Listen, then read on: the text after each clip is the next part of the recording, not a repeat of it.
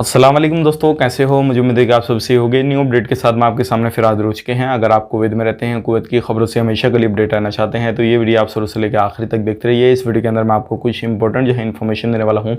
Entry के हवाले से बड़ी अपडेट है, कौन कौन से लोगों को एंट्री मिलेगी और कौन कौन से लोगों को नहीं मिलेगी। चाहे आपका वैलिड वीज़ा है तब भी आपको एंट्री नहीं मिलेगी। कौन कौन से लोग हैं, तो ज़रूर इस वीडियो को आप देख लीजिए। आपके लिए काफ़ी ज़्यादा इंपॉर्टेंट ये वीडियो हो जाता है, आपके पास में ये इन्फॉर्मेशन होना बहुत ही ज़्यादा ज़रूरी है।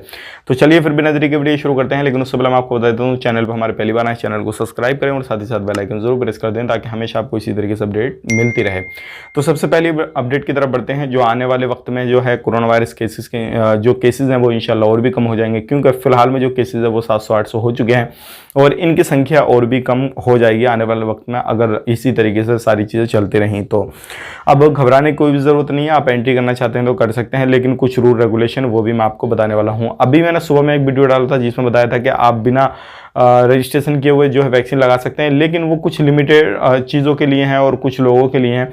तो जलेब अल अहमद हॉस्पिटल जो है उसके अंदर ये सारी चीज़ें चल रही हैं, तो एक बार आप वहाँ पे जाकर वेरीफाई कर लीजिए। अगर आप उसके इर्द गिर्द कहीं भी रहते हैं तो आप टेंशन मत लीजिएगा।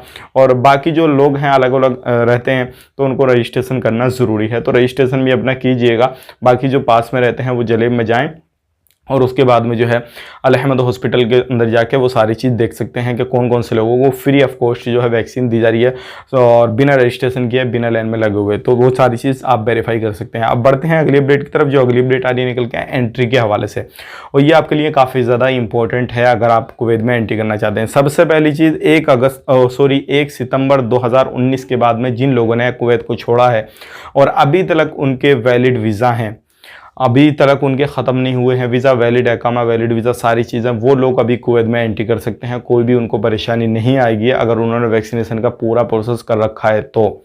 और दूसरी बात, जो 31 अगस्त के पहले, यानी कि वो 2019 31 अगस्त से पहले अगर उन्होंने कुवैत छोड़ा है और उनके अभी भी वैलिड वीज़ा, वैलिड एकामा, सारी चीज़ें वैलिड हैं, तो वो लोग अभी कुवैत में एंट्री नहीं कर पाएंगे।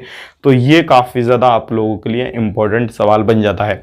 तो आपने 1 सितंबर के बाद में अगर कुवैत छोड़ा है तो वैलिड सारी चीज़ें, तो आप एंट्री करेंगे, बेटेंशन रहिएगा, कोई भी परेशानी आपको नहीं होगी।